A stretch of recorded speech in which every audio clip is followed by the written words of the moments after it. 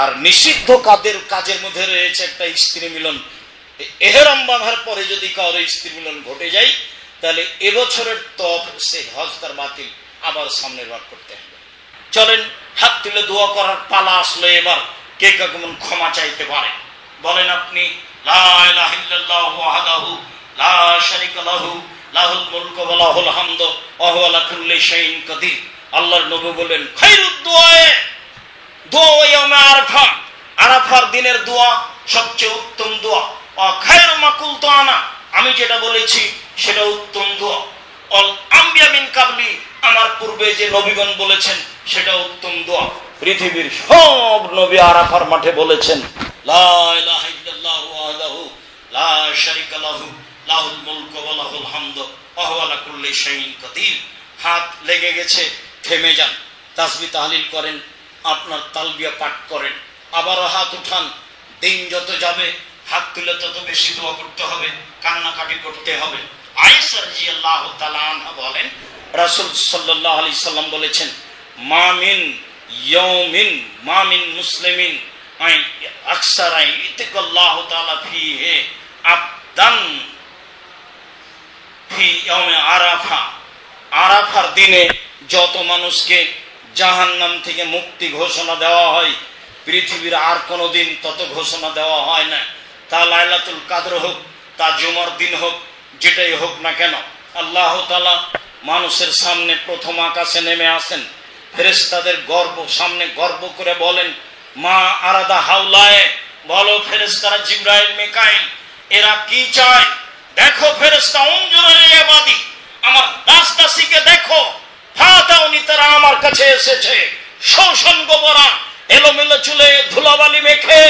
দেখো ফেরেশতা জিবরাইল মিকাইল ইসরাফিল, দেখো পৃথিবীর ফেরেশতা যাদেরকে তোমরা সৃষ্টি করতে নিষেধ করেছিলে, আমি তোমাদের সামনে গর্ব করে বলছি, দেখো আমার দাস-দাসী আমার নিকটে এসেছে এলোমেলো চুলে ধুলাবালি মেখে, এলোমেলো চুলে ধুলাবালি মেখে, এলোমেলো চুলে ধুলাবালি মেখে আমার দরবারে যা বলছে তাই করে দিলাম, সবকে জাহান্নাম থেকে মুক্তি ঘোষণা দিয়ে দিলাম। এই কথা আল্লাহ তাআলা বলেন। এই হলো আরাফা। সূর্য ডুবে গেল, এবার আরাফা ত্যাগ করতে হবে।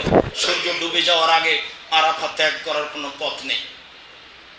এখন আপনি একটু ফ্রি থাকেন, চিন্তার কি আছে?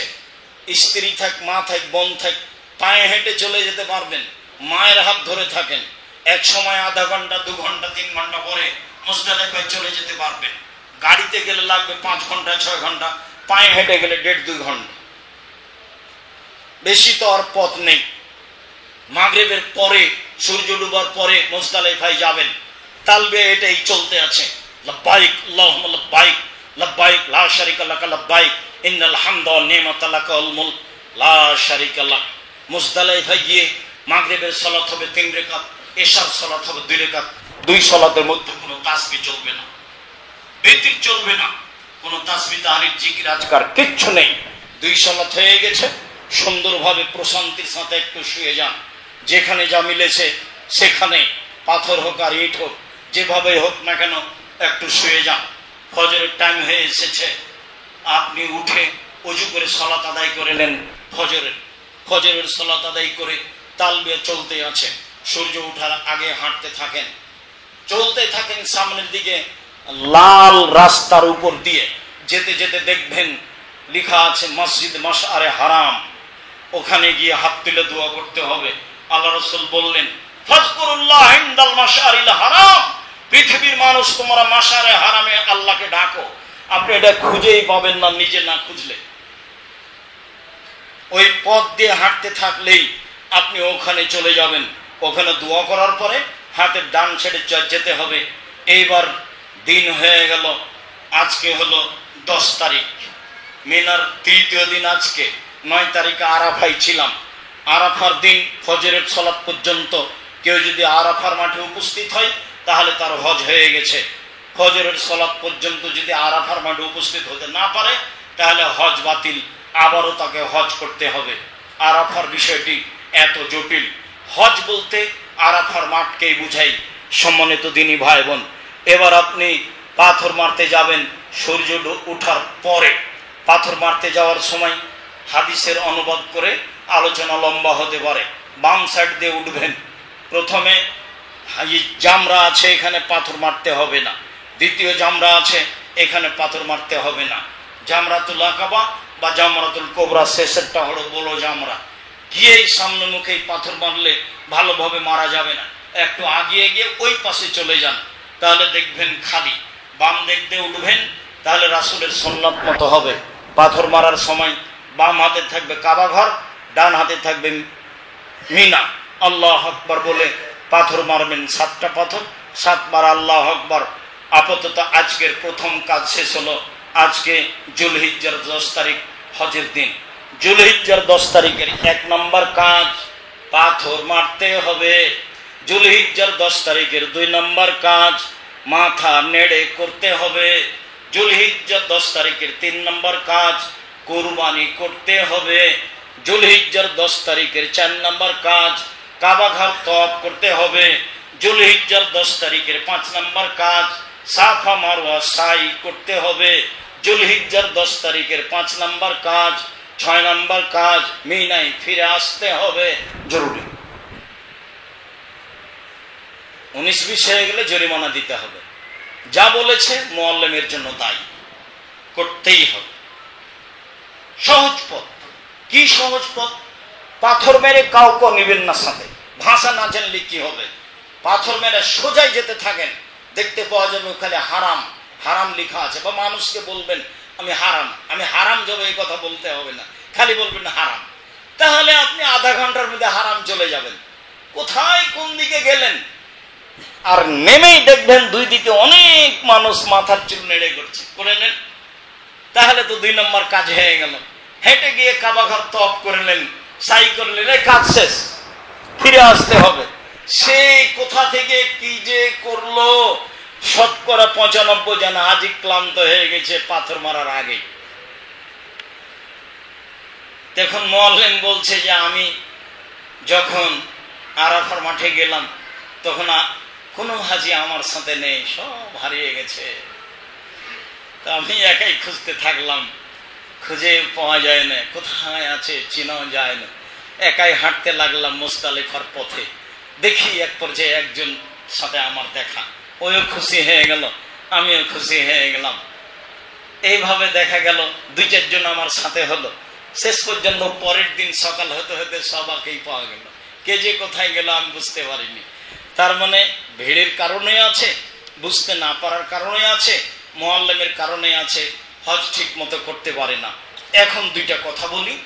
সেটা হলো এই, এহরাম বাঁধাই যখন উমরাতে এহরাম বেঁধেছিলেন তখন তালবিয়া শুরু হয়েছিল। উমরাতে যখন পাথর মারা শুরু করলেন তখন তালবিয়া বন্ধ।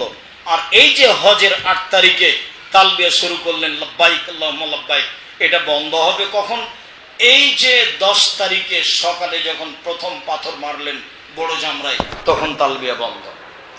এখন আপনি প্রাথমিকভাবে হালাল, জামা কাপড় পরিবর্তন করতে পারবেন। বাকি কাজ আপনি পোশাক পরিবর্তন করে করেন।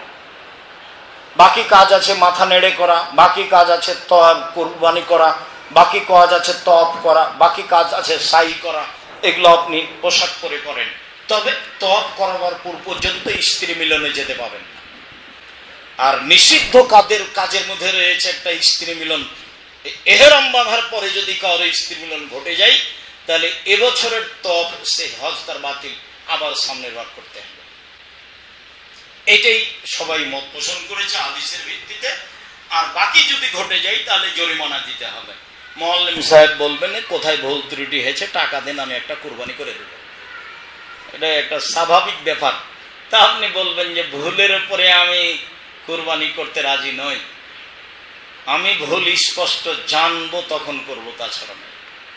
সম্মানিত দিনী ভাই বোন, আমি হজের একটা সংক্ষিপ্ত বিবরণ পেশ করছিলাম।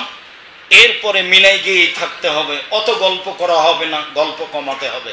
আল্লাহ তাআলা বলছেন ফাজকুরুল্লাহ, তোমরা আল্লাহকে ডাকো।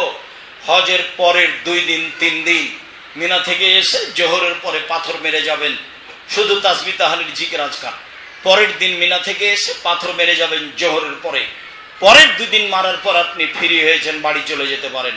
অন্যথায় তৃতীয় দিন থেকে মিনা থেকে এসে পাথর মারবেন, কোথাও থাকা হবে না, ঘুরে এসে মিনাই থাকতে হবে যে কোনো মূল্যে। মক্কার হোটেলে থেকে পাথর মারবে এই হিসাব বাতিল, ঘুরে তাকে মিনাতেই যেতে হবে। মুহাম্মদ সাল্লাল্লাহু আলাইহি ওয়াসাল্লাম মিনায় গেছেন, সবকে 2 দিন 3 দিন যাবৎ ফিরে মিনাই যেতে হবে এবং পাথর মারতে হবে জোহরের পরে। 3 দিন পরে তওয়াফে বিদায়ী তওয়াফ করে আর কাবা ঘরে থাকা হবে না। ইবাদতের জন্য দামি জায়গা, কিন্তু বিদায়ী তওয়াফ করলে এখানে অবস্থান করা যাবে না, বিদায়ী তওয়াফ করে চলে আসবেন। সম্মানিত দিনী ভাই বোন, হজের একটা বিবরণ পেশ করছিলাম। অনেক শিরক বেদাত রয়েছে, মধ্যে সেগুলি থেকে গেছে, সময়ের গতিতে বলা হবে। আপাতত যা কিছু বললাম সেগুলির প্রতি আমল করার চেষ্টা করেন। যারা দিনী ভাই বোন যেতে চাচ্ছেন তাকে পরামর্শ দেন, আর যারা যন্ত্রের মাধ্যমে সময় অবগত হবেন তারা এই পদ্ধতিতেই হজ ওমরা করার চেষ্টা করবেন। আমার পক্ষ থেকে জোরালোভাবে অনুরোধ থাকছে যে মানুষের বানানো কোনো দোয়া পড়বেন না। আমার বোঝ অনুপাতে যত দোয়ার বই রয়েছে তার শতকরা 95টা বই মানুষের বানানো দোয়া আছে। পৃথিবীর যেই প্রান্ত থেকে আসুক না কেন, আরবি হোক, অনারবি হোক, উর্দু ভাষী হোক, ইংরেজি ভাষী হোক, যে কেউই হোক না কেন, তার হাতে যে বই আছে তার শতকরা 90% কথা রাসূল নয়, মিথ্যা কথা। কাজে আপনাকে সাবধান থাকতে হবে। কিছুই না পারলে বেশি করবেন না, বেদাত যেন না হয়, শিরক না হয়, কম হোক, কম হলে বাঁচবেন। আরাফার মাঠে উপস্থিত থাকলে হজ হয়ে যাবে, বাস আলহামদুলিল্লাহ। বাকি কোনো জায়গাতে ত্রুটি হয়ে গেলে, ত্রুটি স্পষ্ট মনে থাকলে জরিমানা দিবেন, অন্যথায় দিবেন না। আল্লাহ আমাদেরকে এইভাবে বুঝে